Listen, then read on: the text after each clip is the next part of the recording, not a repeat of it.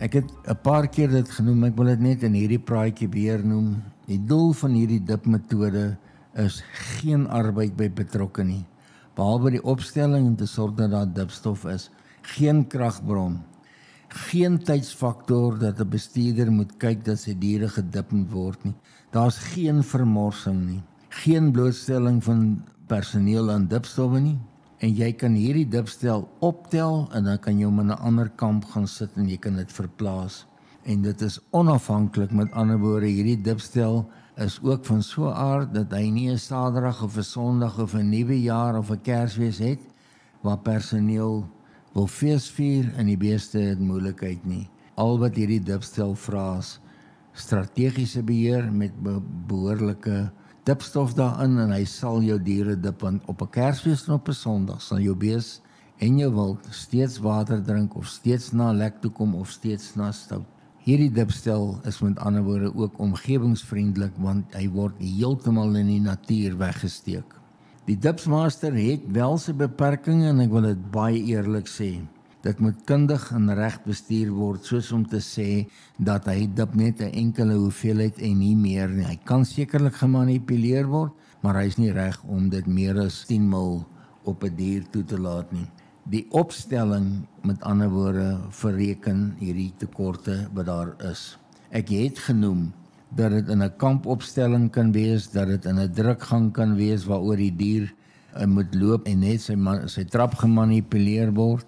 Wild natuurlik in 'n bomma opset en dan moet jy dit so opstel dat hulle 'n draai loop en dat nie kan spring nie en allerlei goed, maar die uitlating van hierdie dipkoppie kan ook teen die vel gebeur. Daar is nie 'n gelyk by betrokke nie.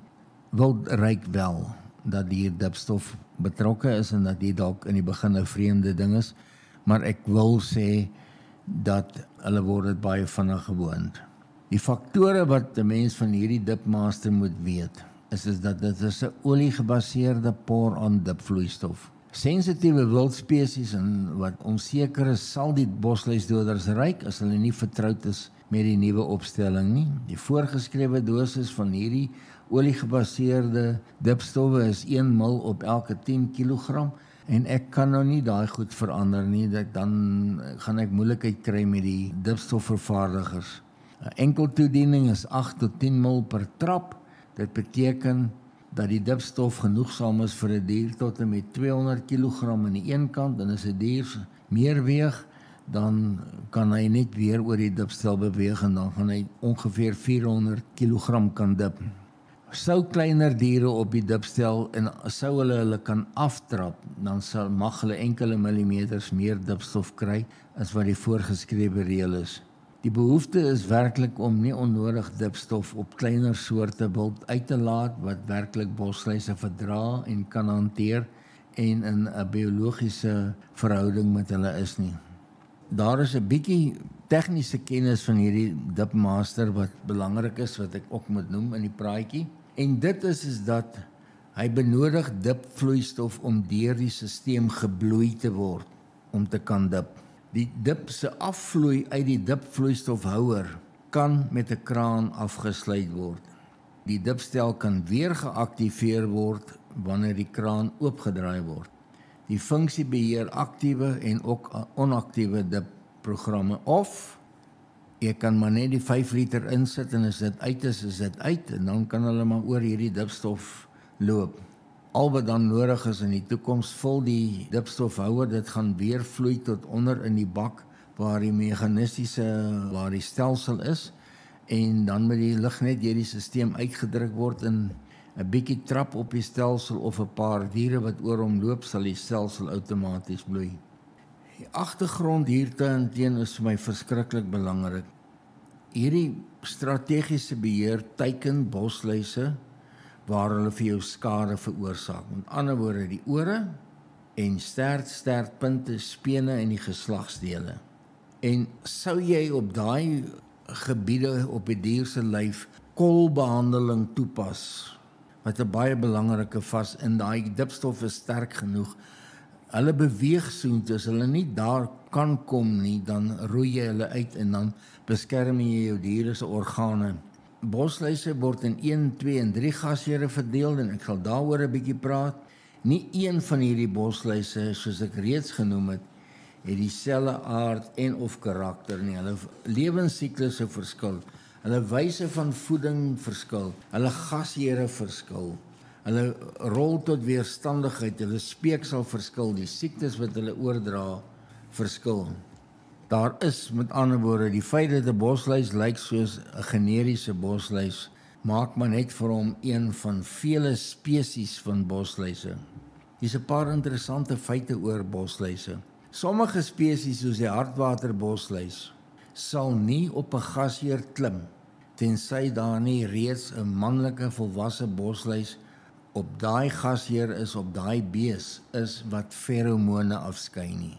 As jy met ander woorde jou diere dip in en daar's nie 'n mannetjie bosluis wil nie op jou bees klim nie en hy kry nie kans om feromone af te skei nie, gaan die ander bosluise ook nie op hom klim nie. Breinoor bosluise byvoorbeeld, voordat hulle heg en voed, benodig 8 uur sonlig om aktief te wees. En soos met die meeste bosluisspesies benodig hulle 'n spesifieke temperatuur, sowel as voldoende atmosferiese vog om te hidreer. As daardie vereistes nie voldoen is nie, gaan hulle nie ontwikkel nie, en dan bly hulle in hulle metamorfiese fase. By sommige bosluisspesies kan 'n verskynsel bekend as diapause voorkom. Wat verskillend is tussen die onderskeie spesies en wat beteken dat hierdie bosluis as iets omstandighede nie ideaal is nie, dan kan van hulle tot 3 jaar oorleef in daai diapause staat voordat hulle uitklim en op 'n gasheer kry om 'n bloedmaal te neem om hulle lewensiklus te voltooi. Gewoonlik na sulke droogtes of ongunstige bosluisperiodes en wanneer bosluise in diapause gaan, omdat omstandighede in vog en temperatuur nie reg is nie, daar kom 'n dag dat hulle moet uitbroei, hulle moet nou alles vreet wat voorkom of op alles suig wat voorkom, dan kry jy dat daar 'n skielike bosluisuitbraak is waar baie siektes voorkom. Soos ek genoem het, ek het 'n paar keer verwys na bosluisweerstandigheid. Die weerstand teen bosluisdoders wat op die mark is 'n baie ernstige saak. Dit is nie regtig moontlik met 2 en 3 gasheer bosluise om weerstandigheid op te bou teen bosluisdoders nie, weens die beperkte tyd wat hierdie bosluise aan 'n gasheer is en waar hulle aan gifstowwe blootgestel kan word. Maar hulle behoort genoegsaam beheer te word indien dipstofsterktes voldoende is vir die tydperk wat hulle op 'n dier wil verkeer. Bosluise ontwikkel met blootstelling van dipstowwe weerstandigheid. Wanneer die aktief van die bosluisdoder genoegsaam is, behoort goeie beheer plaas te vind. Maar wanneer die aktief met die son verwater en die effektiwiteit daarvan verminder, dit is hierdie periode wat bosluise dan die verminderende aktief kan weerstaan en dan skop hulle genetiese vermoëns in en hulle selekteer hulle self weerstandig teenoor daai dipstof. Weerstand ontwikkel hoofsaaklik by die een gasheer bosluise, soos die 2 blou bosluis spesies waarvan ek gepraat het, omdat hulle vir langer tye van tussen 21 tot 24 dae op 'n gasheer voorkom. Ander het 2 gasheere, kom byvoorbeeld net die eerste 2 fases in die oorvoer en die derde een op 'n ander gasheer. 3 gasheer bosluise soos 'n breinoor bosluis en 'n hartwater bosluis het 3 gasheere nodig. Die eerste gasheer is waarskynlik hase, voëls, tarantale, ander klein wild, reptiele, muise. Tweede een is 'n bietjie groter en die derde een verkies hulle dan groter wild. As 'n belangrike faktor wat altyd onthou moet word, in die wetenskap word dit genoem die allele-faktor. In alle bosluisspesies is daar individue wat glad nie reageer teenoor die aktief of die doodmaakmiddel binne bosluisdoders nie. Hulle oorleef ongeag die dipmiddel se sterkte en toediening. Dit is een van die redes waarom owerhede toegelaat het dat sommige maatskappye bosluisdoders gemeng het met meer as 1 aktief om hierdie bosluise dood te maak. Daar is sommige produkte wat 3 aktiewe in het. Die probleem is net dat as daai bosluis weerstandigheid teen daai 3 aktiewe ontwikkel het. En dit het ek in my navorsing agtergekom, waar meeste van die plase weerstand opgebou het, dan is dit 'n groot probleem om daai bosluise se getalle onder beheer te bring. En by die allele-faktor vind weerstandige bosluise mekaar oor tyd. Hulle reageer nie teenoor die dipstof nie. Hulle paar, en omdat hulle genetiese vermoë so oorgedra word, dan vind jy dat hier bosluise is wat glad nie teenoor chemiese middels gaan reageer nie. Hierdie is 'n belangrike faktor. Om te weet is om te weet. Om te meet is om te weet. Weerstandige bosluise sal groot verliese veroorsaak en met 'n uitbraak groot kuddes vernietig.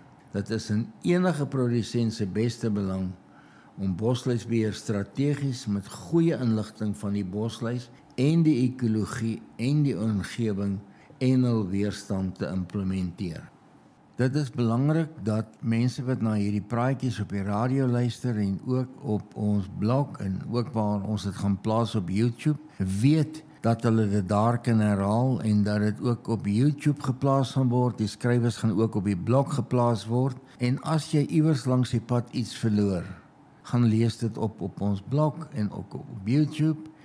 En daar is ook skakels wat vir jou lei om vrae te vra en direk met ons kontak te maak hier by Eco Health en ook navraag vir die Dipmaster.